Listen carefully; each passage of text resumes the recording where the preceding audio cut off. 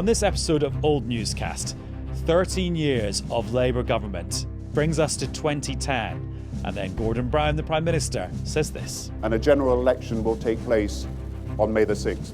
In this episode, we will look at key moments from the 2010 election. She's just a sort of bigoted woman. And find out what it was like to actually be there. It was the most scared I've been as a political journalist. All of that in Old Newscast. Well, welcome back to the BBC. Jo Coburn. Hello, Jo. Hello, Adam. What were you doing in 2010?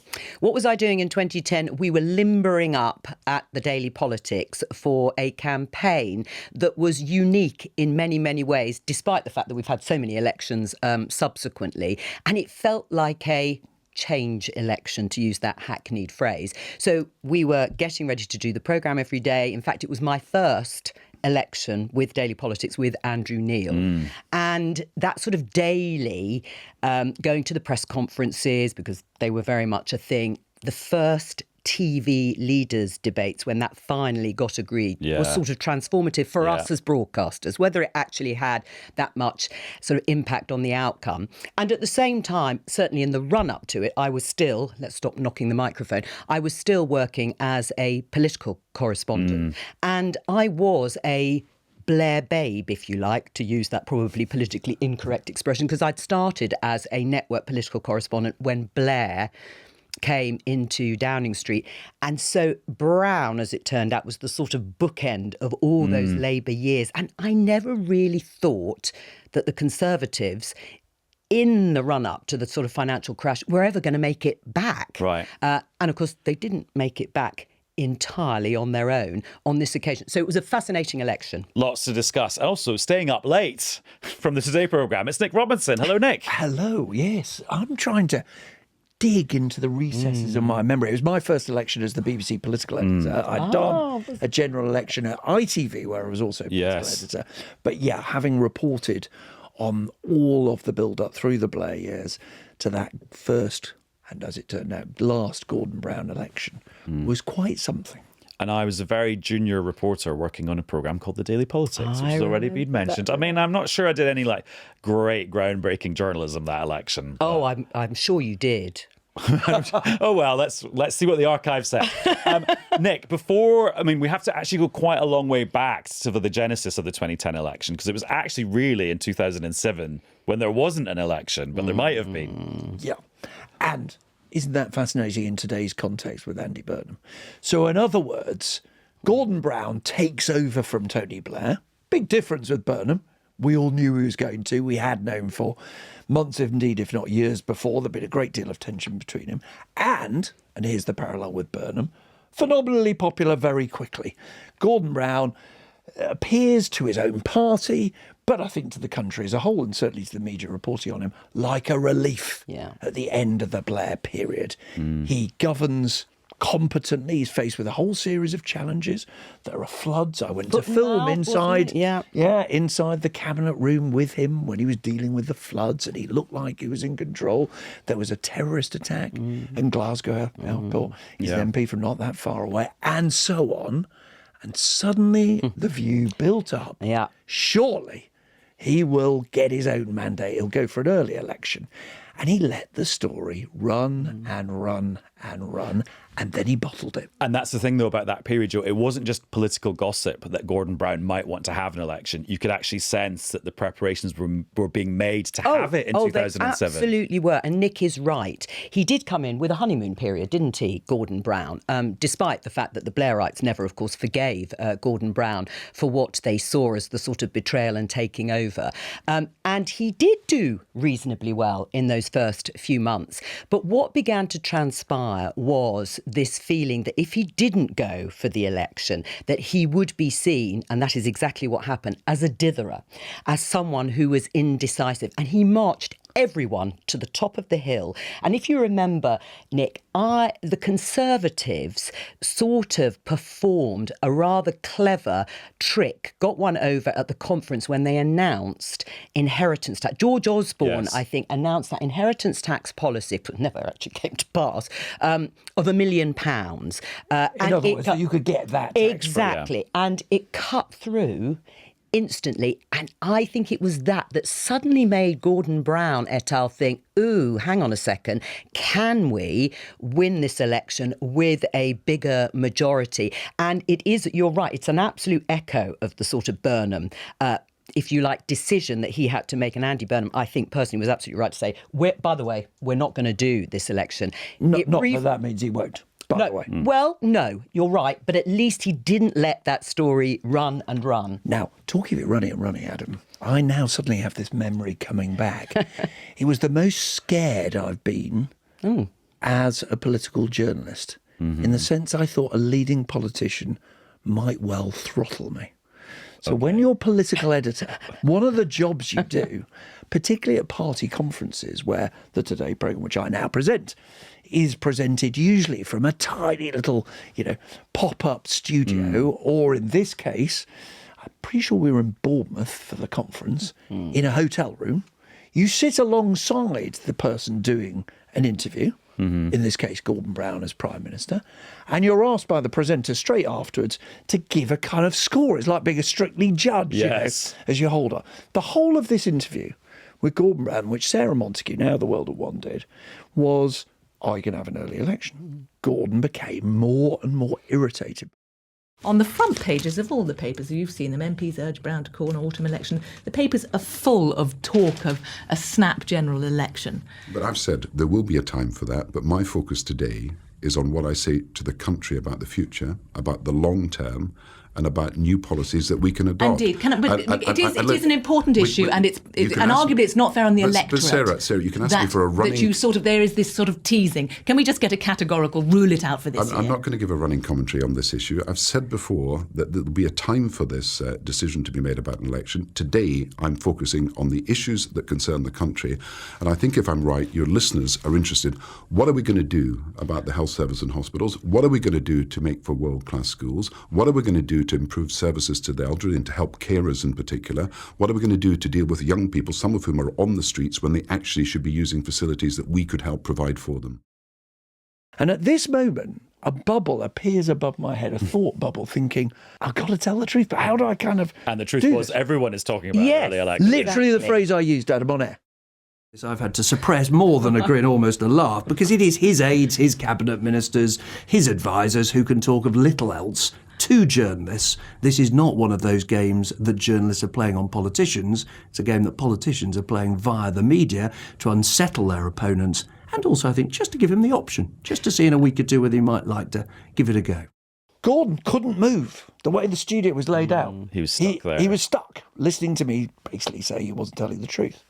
He then left the studio at the end without speaking. Furious, I should say. Furious. The door was heard to slam, and I got a text from one of his advisors saying that he said to this person, as they were fleeing down a corridor, who that has been talking to Nick Robinson? Wow. And this individual... Yeah.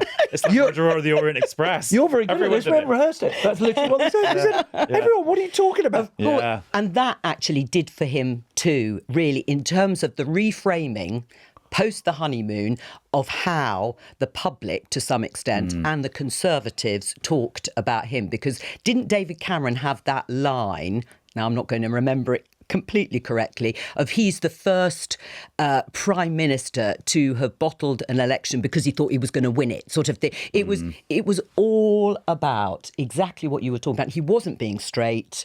The polls had changed. He said it was nothing to do with polls, nothing to do with them. And yet it was all about that. Yeah. I mean, we saw that, of course, again with Theresa May, where she did go for it and it didn't work for her either much later on. And so that was 2007. But then this huge era-defining global financial crisis happens in 2008, which is then followed by all sorts of stuff with government debt in Europe. And I suppose that's a sort of double-edged sword for Gordon Brown, because it meant bad news for the British economy. Yeah. So people felt bad, and suddenly government spending and borrowing became very important. But equally, he'd been Chancellor for 10 years, so he was quite good at gripping it. I agree. In a way, for me at that time, his reputation was restored to some extent, because there'd been all sorts of firefighting going on at Number 10 with mini crises sort of erupting everywhere. This was Gordon Brown and Alistair Darling's moment to sort of calm the public. And I think they were reassuring. They weren't only reassuring to the British electorate, the sort of template that they used, the recapitalisation package that they came up with, was something that was used and mimicked by quite a few countries. Basically pumping loads of money into the banks and the economy in general. Absolutely. And there are two sort of vignettes that remind me of that moment, and one of which was late in the day. Do you remember the G20 summit was being hosted in London with Barack Obama and Merkel? I mean, Gordon Brown was in London, and they were able to sort of showcase exactly what it's like to have a chancellor that most people thought had been pretty good during the Blair years, maybe because it was easier, the economy-wise. But anyway, he was now in charge. He'd got his hands on the tiller, all was calm. And the news channel, as was then, asked me at the very last minute on the evening, could I do the running commentary of all the leaders arriving? Oh, yes, that's fine.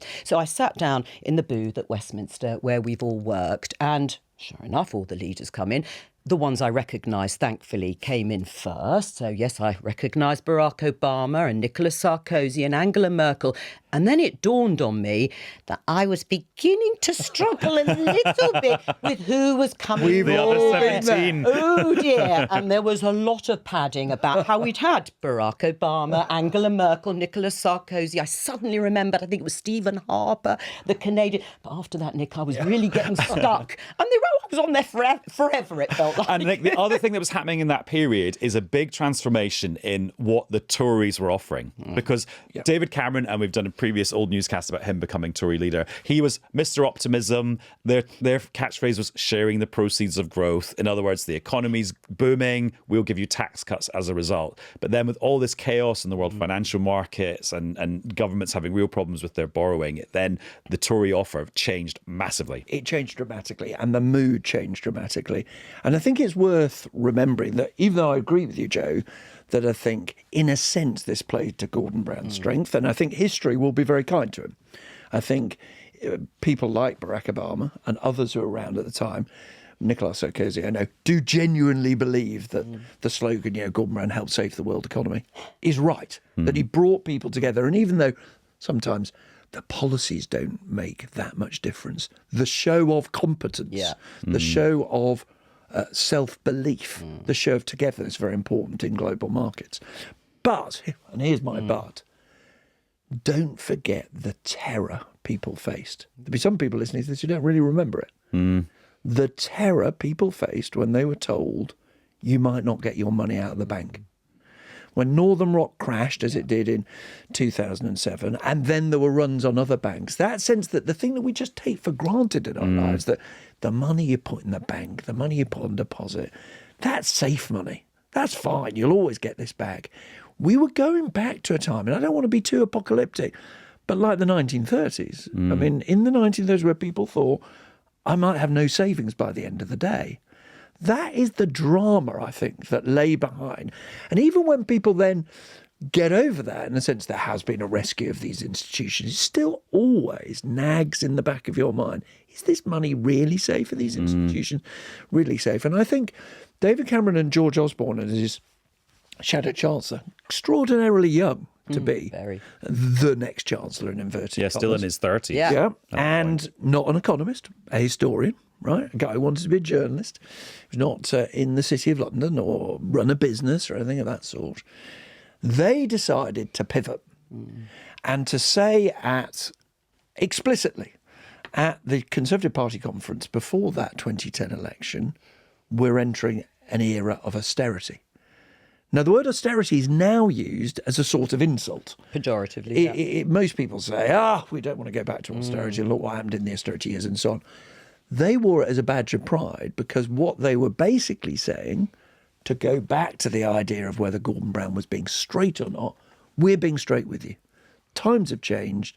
The country hasn't got any money. We have to cut our cloth. We're borrowing too much to pay for all the things we want. Well, and that was the clever pivot, to use Nick's words, that the Conservatives successfully landed on Gordon Brown. And that was that you didn't fix the roof while the sun was shining.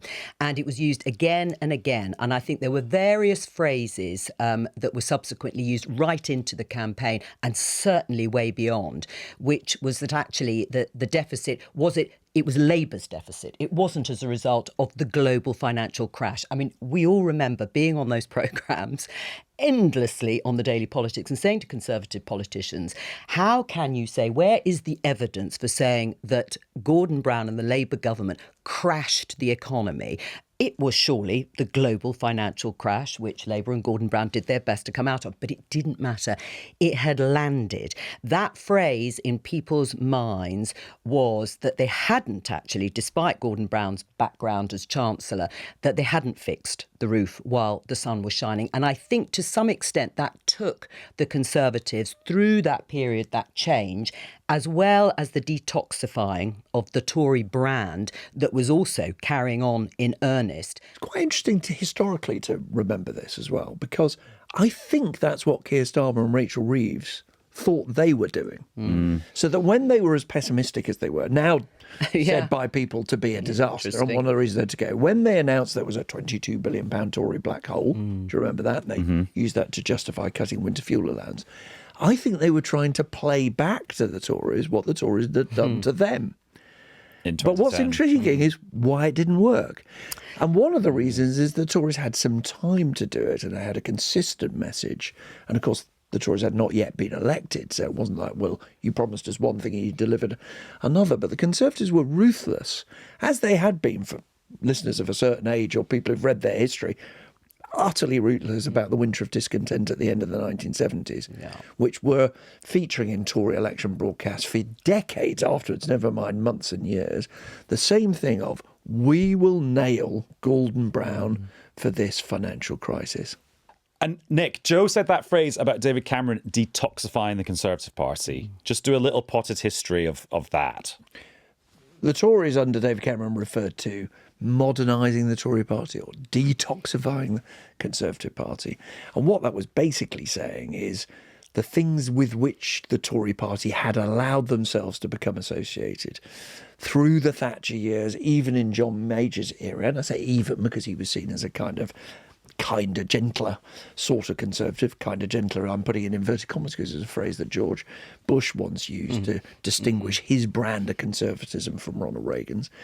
David Cameron took the decision that they had to look, frankly, more modern about society. So where the Tories were seen as hostile to single-parent families, they were no longer hostile to gay men and women. I mean, after all, Mrs Thatcher brought in Section 28, which attacked local authorities if they, in inverted commas, promoted gay rights through the literature they had in libraries or through schools. So it was a concerted effort by David Cameron to embrace progressive causes, to broaden out a sense of what conservatism was and who could be a conservative, all of which put him in a better place when he had a tougher economic message because he got a much softer image for his party as a whole.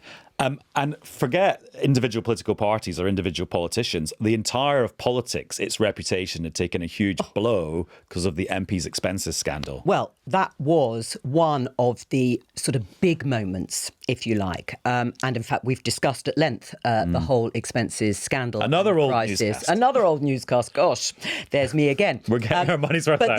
the interesting thing about the expenses scandal was how it reflected the party's reactions, if you like, because if you remember the Daily Telegraph, when they started revealing it, they sort of front-loaded it, and it tended to be, and why wouldn't it be, government ministers, because Labour ministers, they were the ones in government at the time. The most memorable images, of course, are of Tory MPs with duck houses and moats and so on and so forth. An example of an expense that wasn't even paid in the end. Well, exactly. It was one of those moments when I remember at the time thinking it's just destroyed domestic politics and people's belief in it, in trust, as it sort of was dripped out day in, day out. And the government definitely, with Gordon Brown, definitely took a hit on it, you know, without a shadow of a doubt. In fact, I think it was Labour MPs that went to jail as a result of it. And the other consequence was that there was a complete departure of an awful lot of members of Parliament, which was why 2010 became another kind of change election, if you like, because it literally did change. It was the sort of end of a whole old guard for both Labour and the Conservatives. And I think in a way, David Cameron fronted it up more effectively in his response than Gordon Brown. And the Liberal Democrats weren't really tainted by it. David Cameron was brutal. But it worked for him. Yeah. So as Conservative leader, I don't remember all of the details, but he effectively had a kind of court of his own. Oh, he made lots of his did. MPs and shadow ministers pay things back. Yeah. Which So they were not basically, necessarily happy about. They had to come in and justify why they claimed money. And as you say, but crucially, he'd set up his own system of justice rather than saying, well, we'll leave it to the parliamentary authorities or public opinion. Gordon Brown, in stark contrast, was utterly flat-footed when it came to the issue of MPs' expenses. And one of his weaknesses as a politician is that he took things incredibly personally. So the first day of the expenses scandal focused on his expenses. Now, and I was reporting it as political editor of the BBC. I still remember reading the story and thinking, this is a bit thin. It was about how he'd claimed for a cleaner. Yeah. And there was also an issue of Sky TV subscription. Now, as it happens, I had known for decades Gordon's brother. It wasn't in politics, but I'd come through him in journalism. He used to work many years ago at the BBC. And I was quite quickly able to call a couple of other people who explained in the nicest possible way that Gordon was utterly chaotic when it came to paying bills and to organising his domestic life, and that they'd sort of done it for him. And there was sort of nothing to see here. And I did my best on the news to reflect without breaking confidences. You know, there was more to this than there might seem to be at first look. And I thought, if I were him, I would have thought, well, that's gone away. He spent days, I know in the reaction I got, obsessing with the injustice of what had been said about him. And it meant that when there was this huge because political... his morals were so important to him and such a big part of his life. But it meant that there was a sort of blindness. Right. And I use that word carefully because those who know Gordon Brown well will know he has very poor sight. He's lost the sight in one eye and very poor sight. But there was a sort of political blindness. No, I think you're to absolutely him right on that. because he couldn't get over the rage he was feeling at the way he felt he was being mistreated. So at the very point he needed to step back and say, how do the public see this? Because the big problem with the expenses crisis was that everyone in the world of Westminster knew that there was a system which was essentially a top-up to your pay. Yeah. Which is, Mrs Thatcher all those years ago had not wanted to give MPs a pay rise. A new generous system of MPs' expenses was introduced, and the officials effectively said to MPs, don't you think you might want to claim for that? Yeah, we'll help you buy an expensive sofa for your rented flat, and that'll make up for your pay not going up very much. Yeah. It never explains it. But in a sense, instead of Gordon being able to pull back, look at it and go, how does this look? I must be seen to react. He was prickly, defensive and slow. Cameron instantly, despite being a very rich man, perhaps because he was a very rich man, it meant, frankly, didn't need a free sofa. So he and George Osborne, also from a wealthy background, they weren't agonising whether 1,000 here or 1,000 there, and it made them more able to be brutal to their own party and say, we're not having this. This has got to change. But it's so interesting what you say about Gordon Brown, because it totally played into that idea of how brittle he was really as a character when it came to anything that might make him look as if he'd been, I don't know, playing the system, slightly dishonest. Or venal. Well, absolutely. And I totally agree. Cameron and Osborne, they just cut through it all and it worked so much better for them.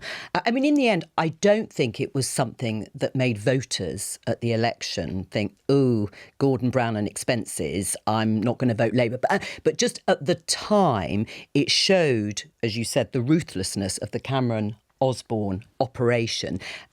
And so when it came to the election, they had sort of cleared the deck, if you like, of all of those accusations of Tory toffs, moat houses or duck houses and moats, not moat houses and ducks. And then there was also just an example of Gordon Brown not really being able to cope with how you communicate as a politician in the era of social media. So during the expenses scandal, he did a big address to the nation that he posted on YouTube. And I just remember being no expert in political comms, but thinking that looks really weird. It looked terrible. It looked awful. And I don't think they repeated it. And I remember when it came out and everybody was cringing. And it is that lesson. I mean, again, echoes of Keir Starmer doing something similar. If it doesn't work for you, probably best not to even try it because it doesn't look relatable. You look at Andy Burnham, well, he's all over it because he is so much better at that way of communicating. And David Cameron was doing these little videos called Web Cameron, which is a very dated little tech phrase for you, like from his kitchen sink. That he's doing his washing look up. comfortable and look relaxed. I mean, the curiosity with Gordon Brown, and in this sense, it's not a fair comparison with Keir Starmer. Gordon Brown could give some of the most rousing speeches that you ever hear. Yeah. I mean, genuinely moving speeches that he would give. He would captivate a room, small as well as large, on a theme, particularly a moral theme, something where he was passionate. But he was, and it's not ungenerous to say, a dreadful communicator via television, or via TV or radio. He saw questions as an insult or a threat or a form of abuse. I mean, I now sort of slightly shudder with memories of interviews that ended, almost every single interview I did with Gordon Brown ended with him in a rage, furious with what I'd asked him, making accusations about why I'd asked the things to do, quite often almost garrotting himself because he was so cross he would get up forgetting to remove the microphone cable. Yeah. One of his aides would have to run across to stop him sort of, being caught round the throat by a microphone cable. Things became so bad in interviews that I did with Gordon Brown. And to be fair, not just me, it turned out quite a lot of people had the same experience, but I seemed to particularly upset him. Even though we'd had a rather good relationship when he was Chancellor of the Exchequer, that the team he would experiment whether to put me first in a run of interviews, because on foreign trips or on trips around the country, often poor prime ministers are doing, 2, 3, 4, maybe even 10 interviews in a row. Put Neil Robinson first, put him at the end. And on this particular occasion, they chose to put him at the end. And one of his close advisors, recently elevated to the House of Lords, those who are well informed about politics will have to guess who I'm referring to, decided that he would help Gordon out by writing him a message which read, "Nick Robinson gets under your skin, stay calm." But because Gordon's eyesight is very bad, you have to write in big letters. he wrote in big letters in a flat Black tip pen. pen. Right. And the cameras are still in the room. I'm not in the room, but the cameras are still in the room because we share cameras between broadcasters. Gordon holds it up like that. And my camera operator starts to focus on this picture that says, got it framed? Nick Robinson gets under your skin. And at this point, Gordon's advisor rugby tackles the Prime Minister in order to knock the piece of paper out of his hand so it can't be read. It was interesting times. Okay, so that brings us to the moment in April 2010 when Gordon Brown finally announces the election that people thought he was maybe going to have in 2007, and it sounded like this. It will come as no surprise to all of you, and it's probably the least well-kept secret of recent years. But the Queen has kindly agreed to the dissolution of Parliament, and a general election will take place on May the 6th. Now, what I've learned from doing these episodes of Old Newscast about elections is it's quite hard to do a timeline because all the events get jumbled up in our minds. Yes. Turns out some of the elections that we think were really important actually weren't very exciting election campaigns. So I think we should just take a bit of a meander around 2010. Where would you like to start with your meander? Well, ladies first. Well, one of the things that struck me when you asked me to come on Newscast was that actually all three leaders, so Cameron, Clegg and Gordon Brown, none of them had fought an election as leader. And I think in part that meant that the TV debates particularly were so interesting because they were all newish. Now, Gordon Brown wasn't new. the electorate knew him. Of course they did, because he had been Chancellor for X number of years and then Prime Minister. But for David Cameron and Nick Clegg, they really were quite new to the public, relatively speaking. And the TV debates, I don't know about you, Nick, we were so excited on the Daily Politics. We, it was the first time, obviously, that they'd agreed to it. And the lesson there was that as an incumbent who was struggling, let's put it that way, with Gordon Brown, it was telling that he agreed that they should happen, because Blair had always said, no. Just worth a little coda, Jo, that some of us had spent our entire careers arguing that these debates should take place. Yeah. So now, if you look at it, you just assume they'll take Of course. Furniture. They had in America, they did in lots of European countries, surely. But no, all prime ministers were of the same view, which is if you're winning, or you think you're going to win, why on earth would you give your opponent that sort of coverage? Absolutely. So it was a moment of profound change. We thought there's an argument there rather less important than people have made out. Well, But in outcome terms, but you're absolutely right. The thing itself was huge, and we really felt it, and there really was a sort of frisson around it about their preparations. I can't remember, I don't know if you can, Nick, who they used, the three leaders, as their sort of Gordon Brown for Nick Clegg, for their rehearsals, because I always wanted to be in the room when those questions were being fired. Who was playing the bad David Cameron or the evil Gordon Brown, as they were sort of doing those big rehearsals. And of course, the debates themselves, when they actually happened, were so fascinating. That first one, particularly because Nick Clegg lands, on planet Westminster election time, and I agree with Nick, as the other two were doing. But he managed to do, as you said, historically it was such a big thing. And he took it to talking down the barrel. I remember we all thought, he's talking straight at me. He knew the questioners' names. All these things we've all learnt to do subsequently. And he made it so much more sort of relatable and personable. And of course, he had slightly less to lose. And the other thing I remember we were surprised about on the Daily Politics was that David Cameron didn't do that well in that first debate. He seemed terribly nervous, and I think a bit wrong-footed by Nick Clegg. Prior point, he was there at all, Nick Clegg. Yeah. You see, now we've got used to a format, which is that there's a head-to-head between the leader of the Labour Party and the Conservative Party, one debate, and then there's a debate with lots of leaders, in fact, all of them. Then the issue always was, how would you ever get agreement to have a debate?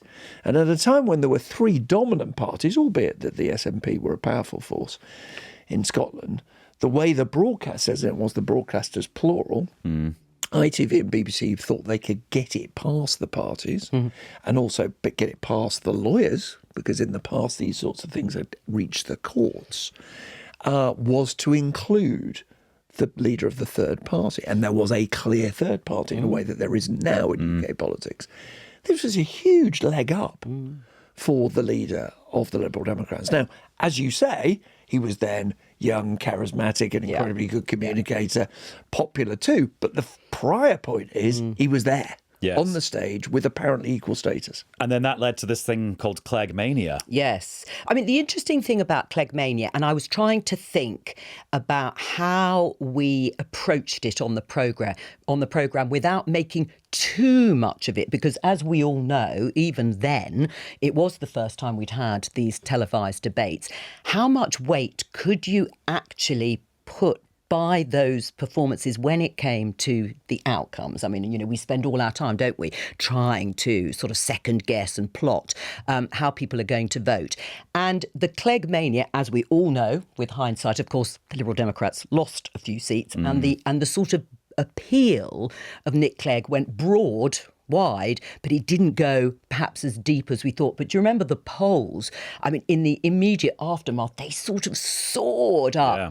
And the consequence of that, or one of the many consequences, was how much are we going to stop playing up the Liberal Democrats? Now, as we know, there are rules, aren't there, about how much time we can give each party. But there seemed to be a little bit of a momentum around Nick Clegg. But subsequently, David Cameron and Gordon Brown then thought, well, hang on a second, we're not going to let this, blue-eyed star actually try and take the second debate. So they they sort of came together over the issue of Trident, I think, and they tried a pincer movement on Nick Clegg, which worked to some extent. But it was just interesting how they reacted and how they obviously game planned it for the second debate. But the first debate was on the 15th of April, and I had a very different experience from the rest of you because I wasn't in the spin room, I wasn't watching it at home or in a studio. Oh. I'd gone to Belfast to do a piece for the Daily Politics about how the general election was playing out in Northern Ireland, because UK general elections feel very different in Northern Ireland, different political parties, lampposts covered with hundreds of posters. It even feels physically different in the street. Then an Icelandic volcano erupted, Oh, gosh, of course. which meant you couldn't fly anywhere for a couple of days. So it took me 3 days to get home from You did well if Belfast it only took on 3 a days. ferry and then a train, and then it was I got the last spot on the ferry. So I had to listen to it on the radio. And so this massive TV moment for me was a radio moment. But did it feel Different. as if Clegg had done as well as people who watched it on the TV thought? No, I don't want to sound all like, oh, in JFK's debate with Nixon, people listening on the radio thought Nixon won because they couldn't see how handsome JFK was. But actually, on the radio, Gordon Brown was more impressive because he was a good rhetorician. And I remember listening it to, and I did not experience the Nick Clegg bounce that people in that watching way. on TV did. Incidentally, That is just a little interesting. historical coda. The fashionable view now, conventional wisdom is, well, it was all a blip. So Clegg was briefly popular. There was Cleggmania, but as Jo has said, the Lib Dems then lost seats. I think this is, to get it historically, quite badly wrong. I do not think that Nick Clegg could ever have been Deputy Prime Minister if he hadn't appeared in those debates and appeared so impressively. So in other words, the ability of David Cameron to suggest that Clegg became his Deputy Prime Minister in a coalition, I think was only popular because the country had been exposed at length to Nick Clegg. They knew who they were and they'd had a broadly positive reaction to him. So I think those debates actually did fundamentally change British politics, albeit that they didn't produce a large vote for the Liberal Democrats. And that is interesting, actually. I hadn't quite thought of it in those terms, in terms of exposing and presenting Nick Clegg to the country. I suppose slightly differently at the time, and I know this is about the coalition talks, but I remember thinking there is no way David Cameron is going to do a deal with Gordon Brown. And Nick Clegg was so much closer, just in the look, the approach, the wing of the party that he was in. And I didn't see the TV debates in that sense. But it's interesting to think of making it possible because of the electorate's response. Now, I'm also intrigued that you thought Gordon Brown was more impressive because it brings me back to the messages that they were trying to get across. Because Gordon Brown, when he called that election, it was don't risk it. Because if you remember, I think we had just come out of recession. We took a long time for the UK. The recession was deep as a result of the crash, only in the early part of 2010. And so I'm not sure the public really credited Gordon Brown. They might have done Gordon Brown and Alistair Darling with how they handled the crash. Whether they credited them enough with the UK having come out of it. And so he was saying, we're on the road to recovery or something. Don't risk it. Stick with us. And David Cameron's message was sort of finely tuned to, really? You want another 5 years of this guy?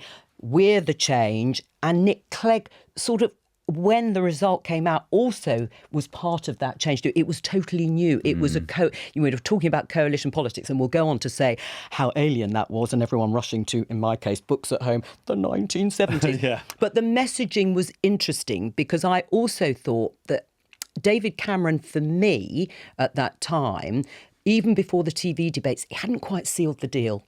He'd done so much. He detoxified the party. Him and George Osborne were good. They were slick. They had got their messaging on the economy and so on down to a T, and they looked a little bit more sort of with it than Gordon Brown, certainly. But I still didn't think he had sealed the deal. Now, that's not to say I knew he was going to be, the largest party, but not a majority. But I sort of thought Gordon Brown and Labour could have still been the largest party. All elections between two big parties are always about the same two slogans: time for a change versus don't risk it. There are only two slogans. It doesn't matter where you are, who the parties are, what the leaders are. They'll all waffle on about it. That's what it is. Time for a change, don't risk the change, is what elections are essentially about. And I think the Labour Party had not convincingly won the economic argument. Gordon Brown felt desperately frustrated, and I think probably does to this day, feels that everyone got it wrong and feels that political journalists like me got it very badly wrong. What do I mean by that? His argument was that the lesson of the 1930s was that you don't double down with austerity, you don't cut during a period of crisis, you invest. And that he had a plan that was not irresponsible, would not send borrowing through the roof, but would allow you to support growth. Ed Balls gave a very significant speech about that to Reuters some years later when he was the Shadow Chancellor. Ed had been his chief economic advisor. But the argument that the Tories were landing, which is about the need for spending restraint, the need to cut borrowing, the need for that word, austerity, was the one that was being more successful. And Gordon hadn't even won the argument within his own party. So that I remember vividly on one occasion the Prime Minister going on holiday, and I texted a man people may have heard of called Peter Mandelson, who was effectively Gordon Brown's deputy, to ask him whether he would make on air an argument for the need to cut spending, which I knew he was making off air privately. Peter rushed at the chance because he thought he had to move the argument within the Labour Party to appearing to be more realistic. So Gordon had an argument which I know he thinks now the country should have listened to. And they would have avoided the austerity years. But frankly, the country was not listening. Because where Labour had ended up, where I remember there was a period where Gordon Brown even say, and we would say the C word, cuts, and the amount of effort his colleagues had to put into even getting him to acknowledge that maybe you could cut government spending by a little bit. Well, I remember an interview on a train. We sometimes do that, political editors get called to go on a train with a Prime Minister or a leader in order to do an interview that it's less time for them. Sitting on a train, and I had asked him to use the C word, the cuts word. Would he admit there was a need to restrain spending and cuts? And one of my questions was, Prime Minister, people don't think you're being straight with them. At the end of this interview, he was white with rage. White with rage. How dare you, he said, suggest that I'm lying. Not on camera, I might stress. Although he was so incautious, and part of the reason I tell you this story now is the cameras were still running. Yes. Yeah, so once if I'd wanted, the archives, if I'd wanted to, you could have used it. I could have used it. He was utterly furious with that, to the point that the indication was he would never speak to me again. Wow. About that. I mean, we are talking real rage. And it was a sign, really. I mean, maybe it was me, maybe the questions were unfair. I don't think they were, in truth.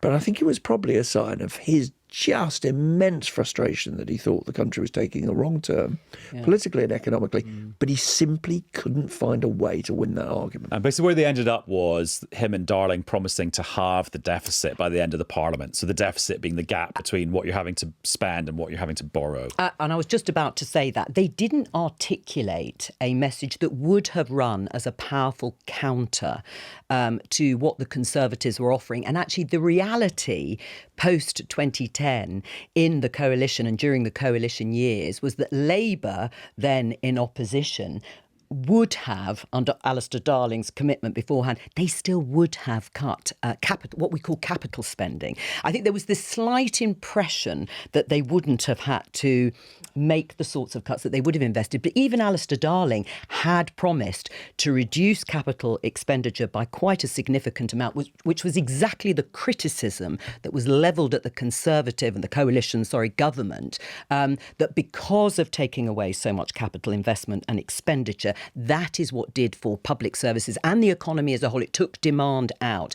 But the problem by 2010 is that for Gordon Brown, I felt, and for the Labour government, and the interviews you were doing, and it's so funny you mentioned the C word, you're absolutely right, and you too, is they didn't want to talk about cuts. And they allowed, in some ways, the Conservatives to totally capture, wrongly, as it turned out in many ways, that argument. Not only did you crash the economy, you've maxed out the credit card, all these things that just weren't quite true. But in interviews that we were doing, once you started asking those sorts of questions, it became too technical. And the audience, I got the feeling, just had sort of tuned out. Just remember how bold this was of the Conservatives, though. I mean, George Osborne at the party conference before the 2010 election promised, I use the word with a smile on my face, promised that we'd all have to work longer before we got the state pension. That's unheard of as a thing that you say at a party conference before an election. And so far from offering giveaways, although there was the promise about cutting inheritance tax, yeah.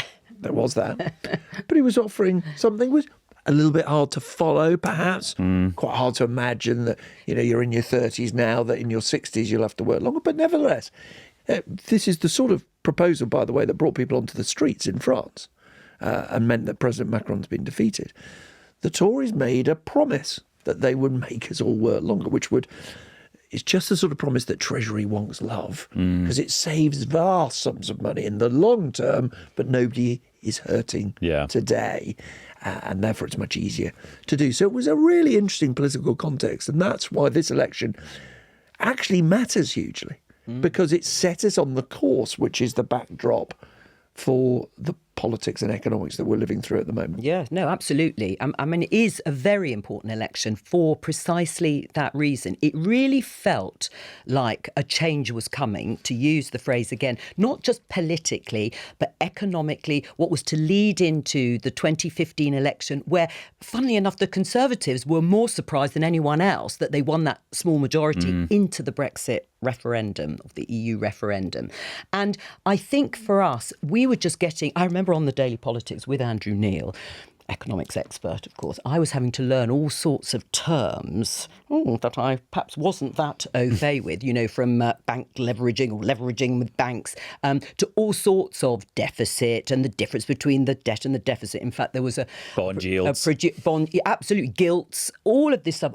We were all, I think, educated about the economy, about the banking system, in a way that, for me personally, I won't talk for others, as political journalists, we weren't really across it. Because there've been 20 years of economic growth, and you don't have to worry about those things when the economy is growing. And as a result of that, I have felt so much more comfortable actually dealing with these sorts of terms, which have become terribly important, not just since the financial crash and around that time. I just want to zoom in on a few particular things I remember so clearly. I remember the launch of the Conservative Party manifesto, and it was at Battersea Power Station. Oh, yes. And it wasn't a classic manifesto. It was a sort of little blue book where on the front it said, an invitation to join the government of Great Britain.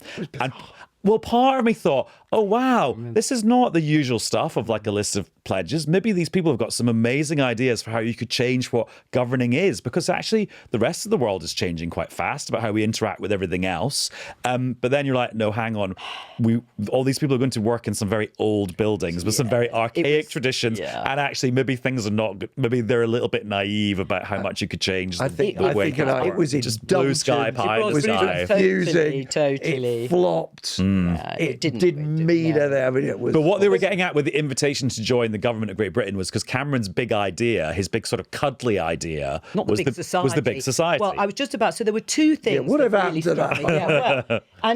Nick, I don't know in the interviews that you were doing, but I remember we would ask Conservative minister after Conservative minister, in 4 words, describe what the big society is, and it would be sort of charities, but also families, but also not. They just couldn't do it. And I remember Andrew and I sitting there, because we used to chuckle. It was, sort of fun for us. No one thinks of the TV presenters, do they? But we would put this in a serious way too.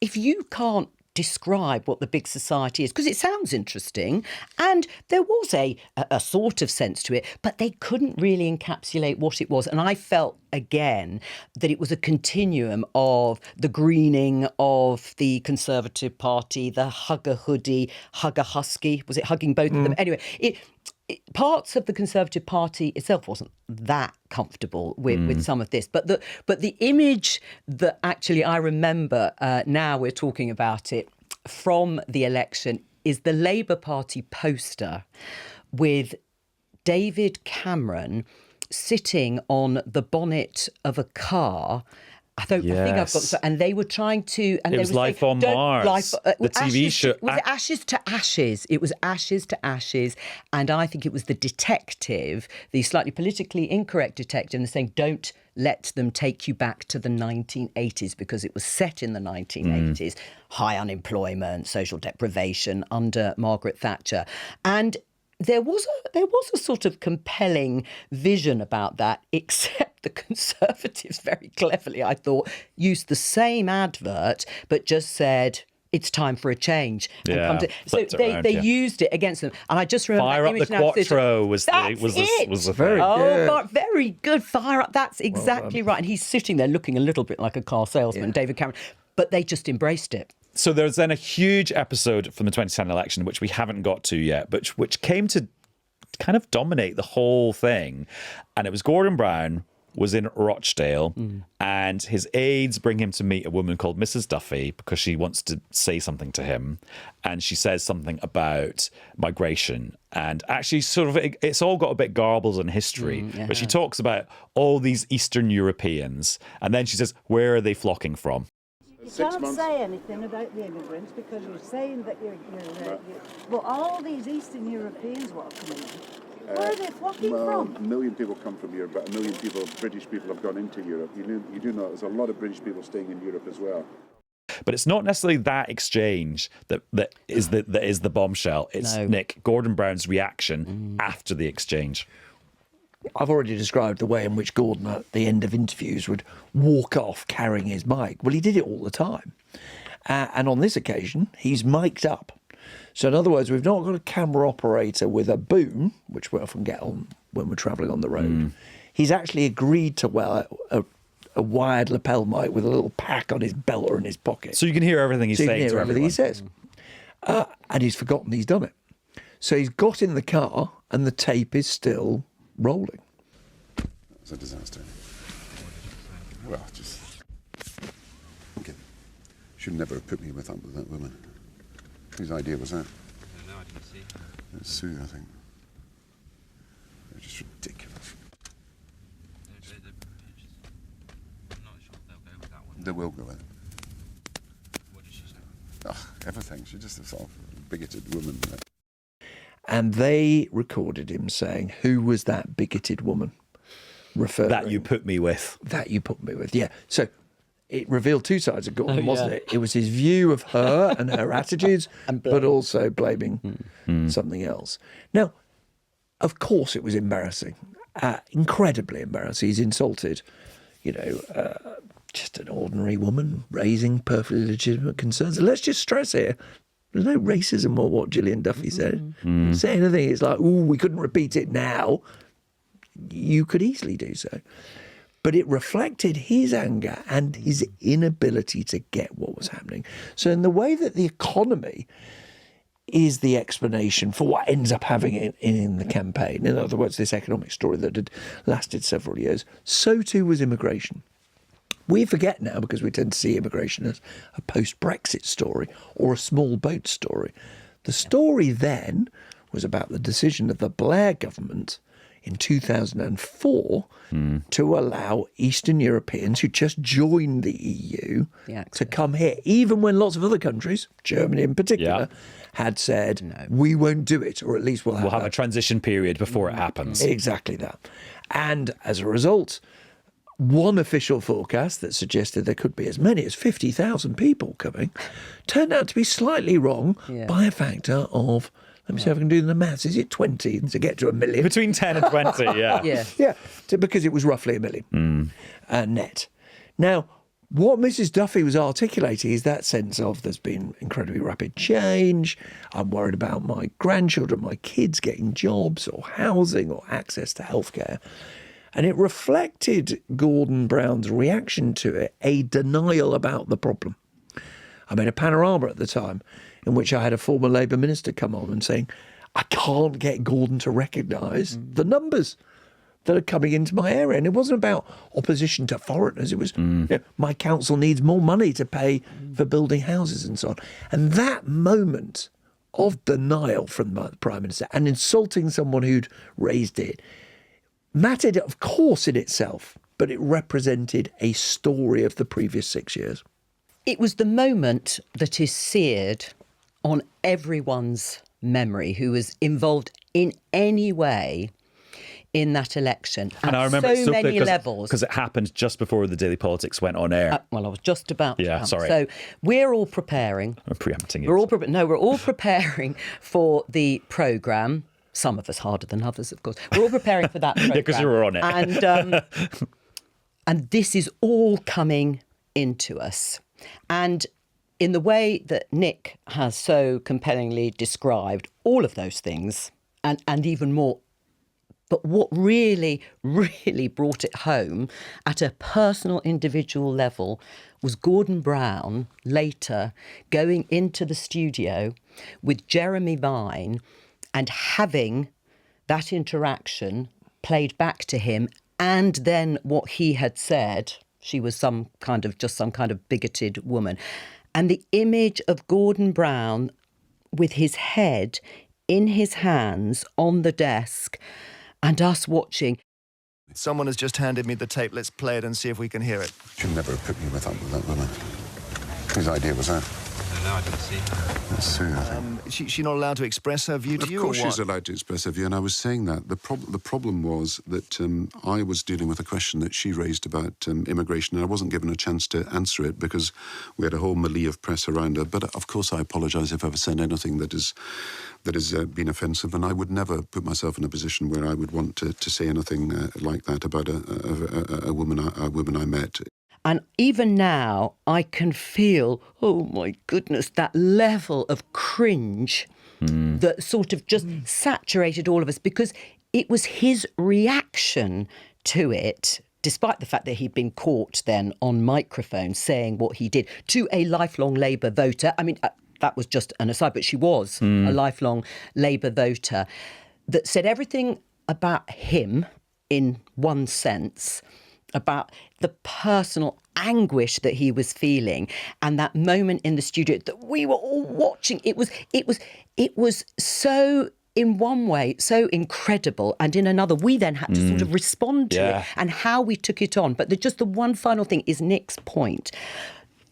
If you sort of push out what it said, it was the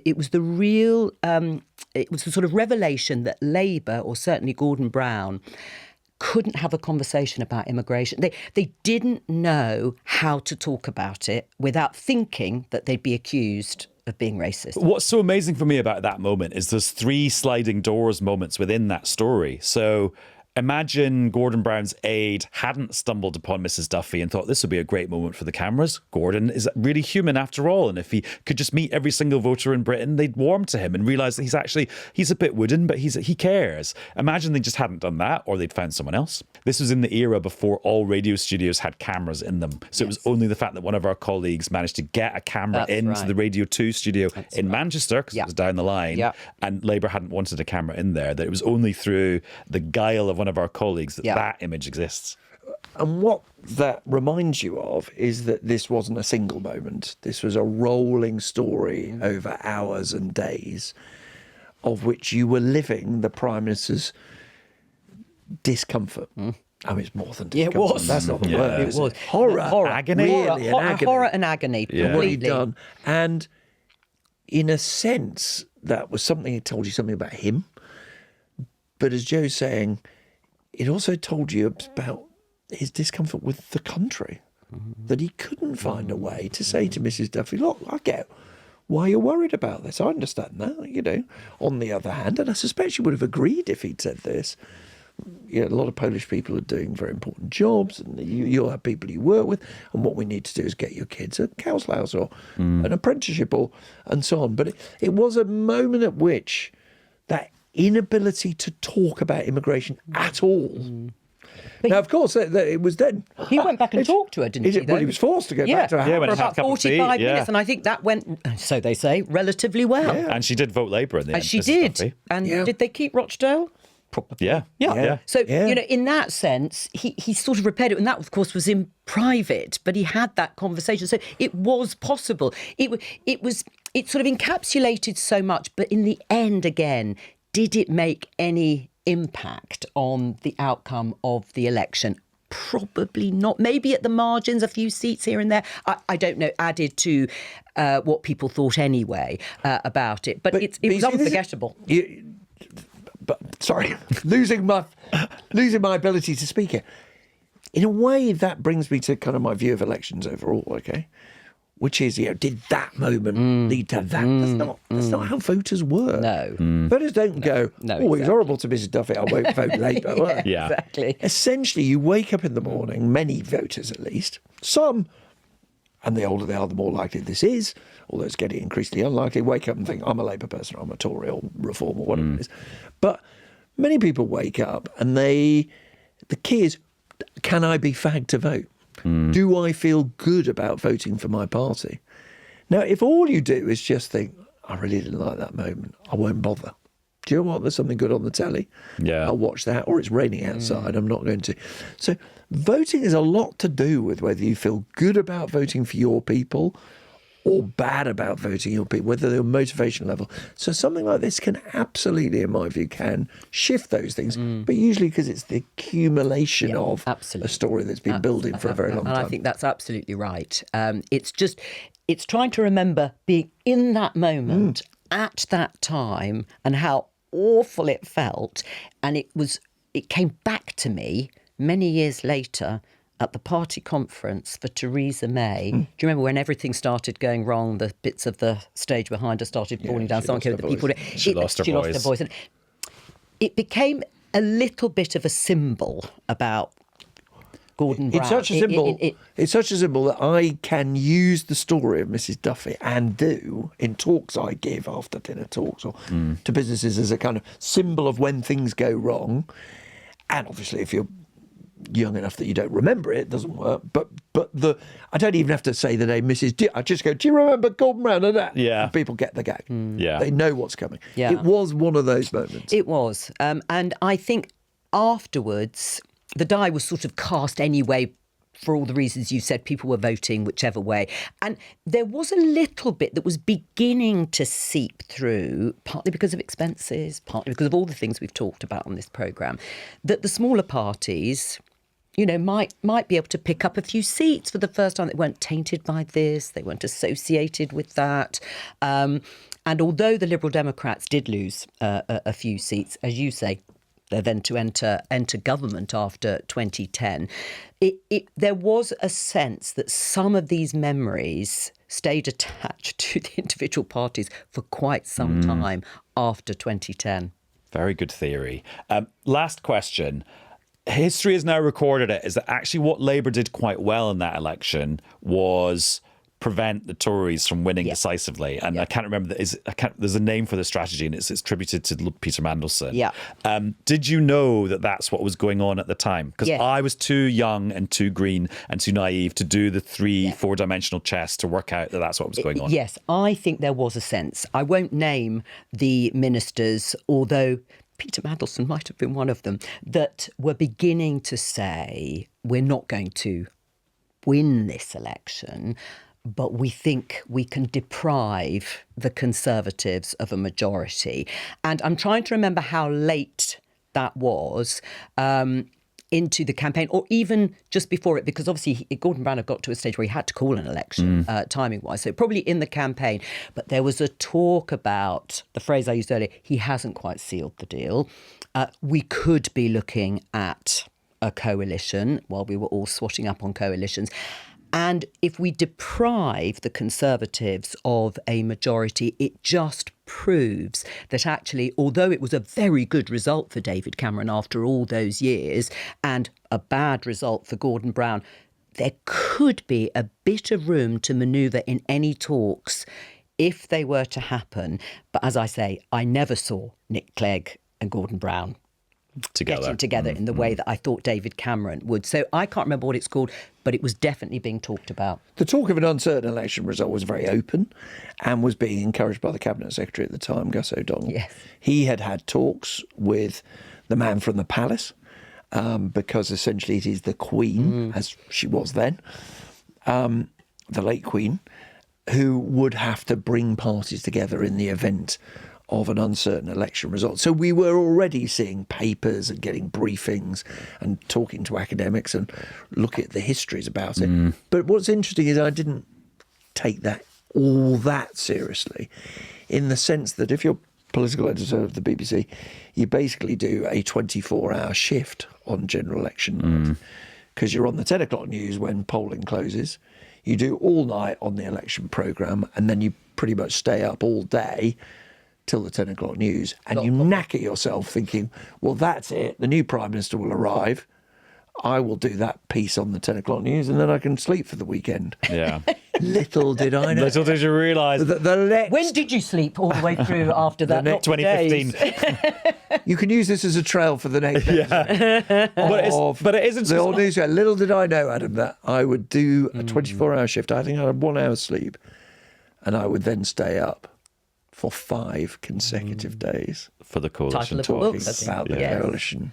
This has been absolutely amazing. Thank you so much, Jo. You're very welcome. It's been lovely to be here. And thanks for taking us down memory lane again, Nick. Nostalgia. Marvellous, isn't it? It's a powerful drug.